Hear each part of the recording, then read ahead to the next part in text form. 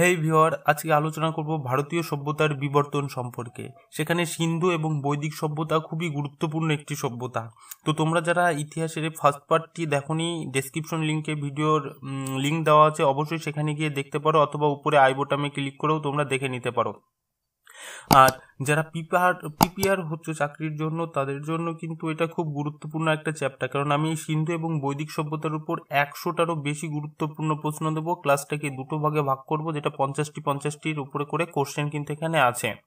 তো চ্যাপ্টারটা খুব ইম্পর্টেন্ট। আর যদি সিন্ধু এবং বৈদিক সভ্যতার কথা আসে পরীক্ষায়, তাহলে কিন্তু এর বাইরে কোশ্চেন হওয়া খুবই কষ্টকর। সো চ্যাপ্টারটা খুব ইম্পর্টেন্ট, ভিডিওটি না স্কিপ করে পুরোটা দেখতে থাকো। আর অবশ্যই ভালো লাগলে চ্যানেলটিকে সাবস্ক্রাইব করবে এবং বন্ধুদেরকে শেয়ার করবে। ঠিক আছে, চলো কথা না বাড়িয়ে আজকের ফার্স্ট ক্লাস প্রথম কোশ্চেন আলোচনা করি। প্রথম যে প্রশ্ন তোমরা দেখতে পাচ্ছ যে মেহেরগড় সভ্যতার একজন আবিষ্কারের নাম লেখো। তো মেহেরগড় সভ্যতার একজন আবিষ্কার হচ্ছেন জেমস ফ্রাসোয়া জারেজ, যিনি মেহেরগড় সভ্যতা আবিষ্কার করেন। 2 নম্বর প্রশ্ন, মেহেরগড় সভ্যতা কবে আবিষ্কৃত হয়? মেহেরগড় সভ্যতা কিন্তু 1974 সালে আবিষ্কার করা হয়। মেহেরগড় সভ্যতা কোথায় অবস্থিত? বর্তমান পাকিস্তানের সিন্ধু প্রদেশ এবং বেলুচিস্তানের মধ্যবর্তী স্থান অর্থাৎ বোলান গিরিপথের কাছে ও কোয়েট শহর থেকে 150 কিলোমিটার দূরে মেহেরগড় সভ্যতা অবস্থিত। 4 নম্বর প্রশ্ন বলেছে, মেহেরগড় সভ্যতাটি ভারতের কোন প্রাক ঐতিহাসিক যুগের সভ্যতার নিদর্শন? উত্তর বলেছে মেহেরগড় সভ্যতা ভারতের নতুন প্রস্তর যুগের সমসাময়িক যুগের সভ্যতার নিদর্শন। 5 নম্বর প্রশ্ন বলেছে, ভারতীয় সভ্যতা কত প্রাচীন? ভারতীয় সভ্যতা প্রায় 8,500 বছরের প্রাচীন। 6 নম্বর প্রশ্ন বলেছে, ভারতের কোন কোন স্থানে প্রাচীন যুগের নিদর্শন আবিষ্কৃত হয়েছে? তো ভারতের কোন কোন স্থানে প্রাচীন যুগের নিদর্শন আবিষ্কার হয়েছে? ভারতের পশ্চিম পাঞ্জাব এবং দক্ষিণ ভারতের তামিলনাড়ু অঞ্চলে কিন্তু প্রাচীন প্রস্তর যুগের নিদর্শন আবিষ্কার হয়েছে। নেক্সট 7 নম্বর প্রশ্ন, ভারতের সবচেয়ে প্রাচীন সভ্যতার নাম কি? তো ভারতের সবচেয়ে প্রাচীন সভ্যতার নাম কিন্তু মেহেরগড় সভ্যতা, মাথায় রাখতে হবে। 8 নম্বর প্রশ্ন যেটা বলেছে, মেহেরগড় সভ্যতা কোন যুগের সভ্যতা? আচ্ছা, মেহেরগড় সভ্যতা কিন্তু নতুন প্রস্তর যুগের সভ্যতা। ওকে, নতুন প্রস্তর যুগের সভ্যতা। 9 নম্বর প্রশ্ন যেটা বলেছে, হরপ্পা সভ্যতা ভারতের কোন প্রাক ঐতিহাসিক যুগের সভ্যতার নিদর্শন? হরপ্পা সভ্যতা, উত্তর বলেছে হরপ্পা সভ্যতা তাম্রপ্রস্তর যুগের সমসাময়িক কিন্তু সভ্যতার নিদর্শন। 10 নম্বর প্রশ্ন, মেহেরগড় সভ্যতা কত দূর বিস্তৃত ছিল? তো দেখো, মেহেরগড় সভ্যতা পাকিস্তানের অন্তর্গত বালুচিস্তানের জব নদী থেকে পশ্চিম ভারতের সিন্ধু নদ পর্যন্ত কিন্তু বিস্তৃত। নেক্সট বলেছে যে প্রশ্ন 11 নম্বর, পশুপালনের উপর ভিত্তি করে ভারতের কোন সভ্যতা গড়ে উঠেছিল? তো পশুপালনের উপর ভিত্তি করে কিন্তু ভারতের মেহেরগড় সভ্যতা গড়ে উঠেছিল। 12 নম্বর যে প্রশ্নটা আছে, মেহেরগড় সভ্যতার প্রকৃতি কি ধরনের ছিল? মেহেরগড় সভ্যতা কিন্তু কৃষি কেন্দ্রিক সভ্যতা ছিল। 13 নম্বর প্রশ্ন, বৈদিক সভ্যতা ভারতের কোন প্রাকৈতিহাসিক যুগের সভ্যতার নিদর্শন? তো বৈদিক সভ্যতা কিন্তু ভারতের লৌহ যুগের সমসাময়িক যুগ সভ্যতার নিদর্শন। 14 নম্বর প্রশ্ন যেটা বলেছে, মেহেরগড় সভ্যতার 5টি গুরুত্বপূর্ণ কেন্দ্রের নাম করো। মেহেরগড় সভ্যতার 5টি গুরুত্বপূর্ণ কেন্দ্রের নাম মেহেরগড়, কিলেগুল মোহাম্মদ, কোট দিজি, গুমলা এবং মুন্ডিবাগ। এইগুলো কিন্তু মেহেরগড় সভ্যতার 5টি গুরুত্বপূর্ণ কেন্দ্র। 15 নম্বর যে প্রশ্নটা বলেছে, সিন্ধু সভ্যতার নিদর্শন কে আবিষ্কার করেন? বাঙালি প্রত্নতাত্ত্বিক রাখাল দাস বন্দ্যোপাধ্যায় কিন্তু সিন্ধু সভ্যতার নিদর্শন আবিষ্কার করেন। 16 নম্বর প্রশ্ন যেটা আছে, হরপ্পা সভ্যতার যন্ত্রপাতি কোন ধাতু দ্বারা নির্মিত ছিল? হরপ্পা সভ্যতার যন্ত্রপাতি টিন ও তামা এর সংমিশ্রণে প্রস্তুত ব্রোঞ্জ ধাতু দ্বারা নির্মিত ছিল। তাহলে এক কথায় আমরা কিন্তু এটা বলতে পারি যে হরপ্পা সভ্যতার যন্ত্রপাতি ব্রোঞ্জ ধাতু। তাহলে ব্রোঞ্জ ধাতু কি কি দ্বারা তৈরি হয়? তামা এবং টিন দ্বারা কিন্তু তৈরি হয়। হরপ্পা সভ্যতা কি ধরনের সভ্যতা? হরপ্পা সভ্যতা ছিল একটি নগর কেন্দ্রিক সভ্যতা। 18 নম্বর প্রশ্ন বলেছে, হরপ্পা সভ্যতার মূল ভিত্তি কি ছিল? প্রাকৃতিগতভাবে হরপ্পা সভ্যতা একটি নগর কেন্দ্রিক সভ্যতা হলেও হরপ্পা সভ্যতা মূলত মূল ভিত্তি ছিল কৃষি এবং পশুপালন। 19 নম্বর প্রশ্ন যেটা বলেছে, হরপ্পা সভ্যতা মানুষের কোন পশুর ব্যবহার জানতো না? হরপ্পা সভ্যতায় মানুষরা কোন পশুর ব্যবহার জানতো না? হরপ্পা সভ্যতায় মানুষ ঘোড়ার ব্যবহার জানতো না। 20 নম্বর প্রশ্ন যে হরপ্পা সভ্যতা কতদিন আগে গড়ে উঠেছিল?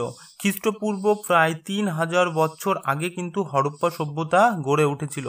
22 নম্বর প্রশ্ন যেটা আছে, ভারতবর্ষের প্রাক আর্য যুগের প্রাচীন বন্দরের নিদর্শন কোথায় পাওয়া গেছে? গুজরাটের লোথাল এ পাক আর্য যুগের প্রাচীন বন্দরের নিদর্শন কিন্তু পাওয়া গেছে। তাহলে কোথায়? এটা গুজরাটের লোথালে।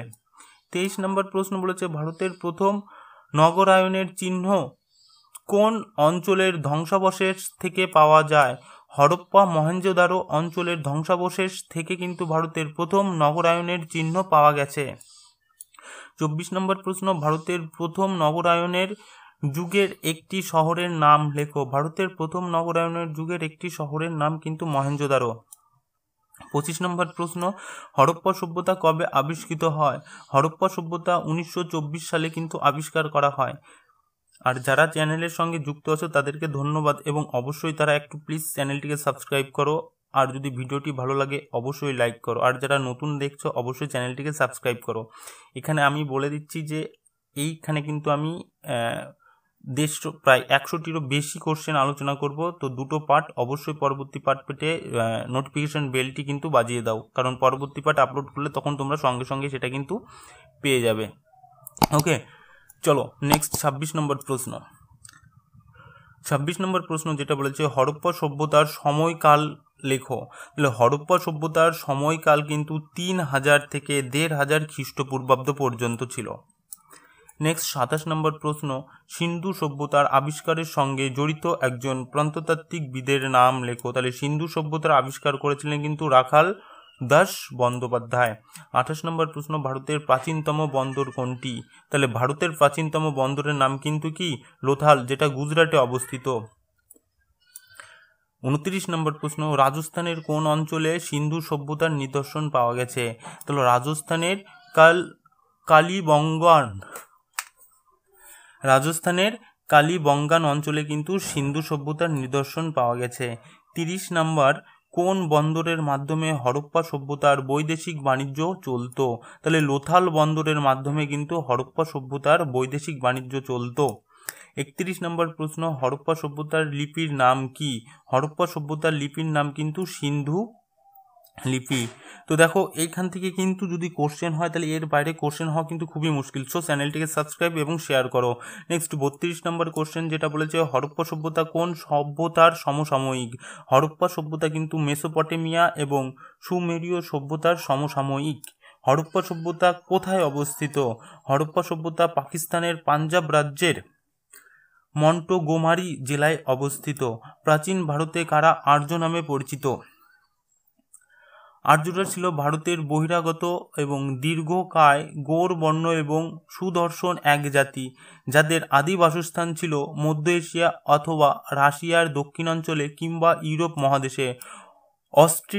অস্ট্রিয়া এবং হাঙ্গেরি অথবা চেকোস্লোভাকিয়ার বিস্তীর্ণ অঞ্চলে কিন্তু এদের কি ছিল? আর্যদের বসবাস করতো। বা আর্যরা ভারতে কি নামে বলছে? ভারতে কারা আর্য নামে পরিচিত? এটাই কিন্তু আর্য। অস্ট্রিয়া, হাঙ্গেরি অথবা চেকোস্লোভাকিয়ার যে বিস্তীর্ণ অঞ্চলে যারা বাস করতো তারা কিন্তু ভারতে আর্য নামে পরিচিত। নেক্সট বলেছে, আর্যরা প্রথম কবে ভারতে এসেছিল? তাহলে অনুমানিক 1500 খ্রিস্টপূর্বে কিন্তু আর্যরা ভারতে এসেছিল। 36 নম্বর প্রশ্ন, আর্যরা প্রথম ভারতের কোথায় বসতি স্থাপন করেছিল? উত্তর বলেছে যে উত্তর ভারতের সিন্ধু নদের 5টি উপনদী সরস্বতী এবং উচ্চ গঙ্গেয় উপত্যকার সপ্ত সিন্ধু অঞ্চলে আর্যরা প্রথম বসতি স্থাপন করেছিল। 37 নম্বর প্রশ্ন বলেছে, আর্যদের স্বর্ণমুদ্রার নাম কি? আর্যদের স্বর্ণমুদ্রার নাম কিন্তু নিক্স, মাথায় রাখতে হবে। এবং 38 নম্বর, আর্যদের প্রধান ধর্মগ্রন্থের নাম কি? আর্যদের প্রধান ধর্মগ্রন্থের নাম কিন্তু বেদ। ভারতের প্রাচীনতম সাহিত্য কোনটি? ভারতের প্রাচীনতম সাহিত্য কিন্তু বেদ। 40 নম্বর প্রশ্ন, বিশ্ব দরবারে হরপ্পা সভ্যতার প্রথম অবদানটি নাম লেখো। তাহলে বিশ্ব দরবারে হরপ্পা সভ্যতার প্রথম অবদান হলো উন্নত নগর পরিকল্পনা। 41 নম্বর প্রশ্ন, কোন সভ্যতা হরপ্পার সংস্কৃতি এবং পথিকৃত ছিল? কোন সভ্যতায় হরপ্পা সভ্যতার সংস্কৃতি পথিকৃত ছিল? মেহেরগড় সভ্যতায় হরপ্পা সভ্যতার সংস্কৃতি পথিকৃত ছিল। মহেঞ্জোদারো কোথায় অবস্থিত? বর্তমান পাকিস্তানের সিন্ধু প্রদেশের লারকানা জেলায় এবং সিন্ধু নদের পশ্চিম তীরে মহেঞ্জোদারো কিন্তু অবস্থিত। প্রশ্ন বলেছে মহেঞ্জোদারো কথার অর্থ কি? মহেঞ্জোদারো কথার অর্থ হলো মৃত্যুর বা মৃতের স্তূপ। 44 নম্বর প্রশ্ন যেটা বলেছে প্রাচীন ভারতের দুটি নগরের নাম লেখো। প্রাচীন ভারতের দুটি নগরের নাম হরপ্পা এবং লোথাল। বেদের অপর নাম কি? তো বেদের অপর নাম শ্রুতি। 46 নম্বর প্রশ্ন, বৈদিক যুগের প্রাচীনতম ধর্মগ্রন্থ কোনটি? বৈদিক যুগের প্রাচীনতম ধর্মগ্রন্থের নাম কিন্তু ঋগ্বেদ। নেক্সট 47 নম্বর প্রশ্ন বলছে ঋগ বৈদিক যুগের প্রধান দেবতার নাম কি? ঋগ বৈদিক যুগের প্রধান দেবতার নাম কিন্তু অগ্নি। বেদের শেষ ভাগের নাম কি? বেদের শেষ ভাগের নাম কিন্তু অর্থব্য। এবং বৈদিক সাহিত্যের কোন অংশকে বেদান্ত বলা হয়? বৈদিক সাহিত্যের উপনিষদ অংশকে কিন্তু বেদান্ত বলা হয়। বেদ কবে রচিত হয়? বেদ কবে রচিত হয়? বলেছে খ্রিস্টপূর্ব 1500 থেকে 1000 অব্দের মধ্যে কিন্তু বেদ রচনা করা হয়। দেখো আমি এই ক্লাসে বলেছিলাম 50টা কোশ্চেন আলোচনা করব, এবং বাকি পার্ট যদি তোমরা পেতে চাও অবশ্যই চ্যানেলটিকে সাবস্ক্রাইব করে পাশে থাকা বেল আইকনটি বাজিয়ে দাও, তাহলে যখনই সেটা আপলোড করব তখন কিন্তু সেটা তোমাদের কাছে নোটিফিকেশন আকারে পৌঁছে যাবে। আর এরকমই ক্লাস পেতে অবশ্যই চ্যানেলটিকে সাবস্ক্রাইব করো এবং ভালো লাগলে লাইক করো, শেয়ার করো বন্ধুদেরকে প্রচুর পরিমাণে, আর পরবর্তী ক্লাসের জন্য অপেক্ষা করো। এবং দেখা হচ্ছে তোমাদের সঙ্গে ঠিক পরবর্তী ক্লাসে। তো ততক্ষণ পর্যন্ত ভালো থেকো, বাই। আরও 50টা কোশ্চেন যদি সাবস্ক্রাইব করে নোটিফিকেশন বেল আইকন দিয়ে রাখো তাহলে কিন্তু তোমাদের কাছে পৌঁছাবে, আদারওয়াইজ কিন্তু কোনোভাবেই সেটা পৌঁছাবে না। ওকে, তো চলো আজকের মতন এখানেই থাক, পরের ক্লাসে বাকিটা আলোচনা করছি। ওকে।